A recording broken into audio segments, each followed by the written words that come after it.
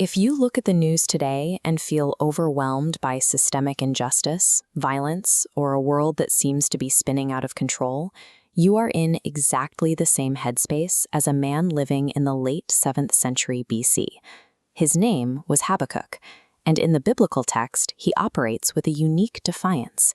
Most ancient prophets acted as God's mouthpiece, facing the people to declare divine judgment. Habakkuk does the opposite. He turns his back on the crowd and talks directly to God about the people. At this point in history, the southern kingdom of Judah is rotting from the inside out.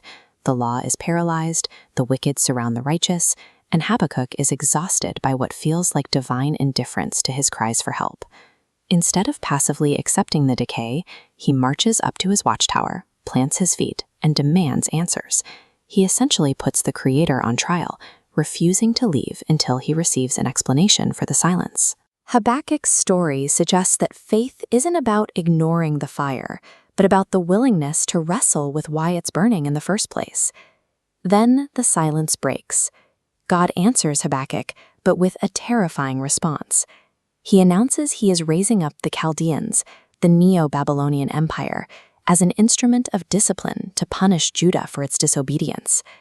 The Babylonians were a ruthless military machine, sweeping across the region, tearing through nations with cavalry and foot soldiers, and gathering captives like sand. The Babylonians were a sophisticated, wealthy superpower. They operated behind massive, gold-adorned walls that cast a long, intimidating shadow over the tiny kingdom of Judah. Habakkuk is stunned. He immediately fires back a second complaint, questioning the ethics of the decision. He asks how a pure and holy deity could deliberately use a pagan, idolatrous empire to crush a people who were at least relatively more righteous than Babylon. This frames the book's central struggle. What happens when a cry for justice results in a solution that appears more destructive than the original problem? God doesn't strike Habakkuk down for his audacity. Instead, he instructs the prophet to write the vision down clearly, because while justice is coming, it operates on a delayed timeline that requires patience. This leads to the central thesis of the entire book. The righteous shall live by his faith, or more specifically, his faithfulness. It is a call for active endurance while waiting for the final verdict. That verdict arrives in chapter 2.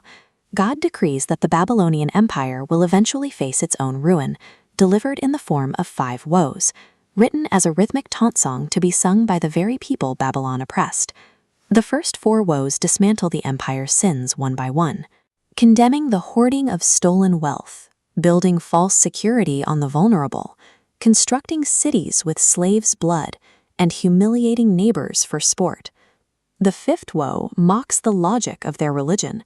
It highlights the futility of an empire placing its trust in silent blocks of wood or lifeless stone, exposing their idols as powerless fakes. The taunt song serves as a formal declaration. No empire, regardless of its reach or its arrogance, is exempt from the consequences of its violence. Habakkuk's radical rebellion was so compelling that later generations adapted the text to address their own specific geopolitical crises. The Dead Sea Scrolls included the Pesher Habakkuk commentary, which the Qumran sect used to protest Roman occupation. But the scroll ends abruptly after chapter 2. Fixated on geopolitical doom, the community entirely omitted the triumphant 3rd chapter. There's even a bizarre tale in the apocryphal text of Bel and the Dragon. An angel grabs Habakkuk by his hair and flies him to Babylon to deliver a bowl of stew to Daniel in the lion's den. These historical footnotes show just how resonant the text remains. Every new generation projects its own existential dread onto Habakkuk's words, seeking a way to process their own suffering. Habakkuk's reaction to God's response is a total shift in posture. In chapter 3, he stops arguing and offers a passionate musical prayer. The prayer is marked as a song according to Shigionoth. This term likely describes an erratic, wild, and chaotic rhythm, essentially the ancient equivalent of heavy rock music. The imagery in this song is cinematic. God is depicted as a cosmic divine warrior who marches from the southern deserts, weaponizing plagues and splitting the earth to crush the forces of chaos. Faced with this vision, Habakkuk is terrified.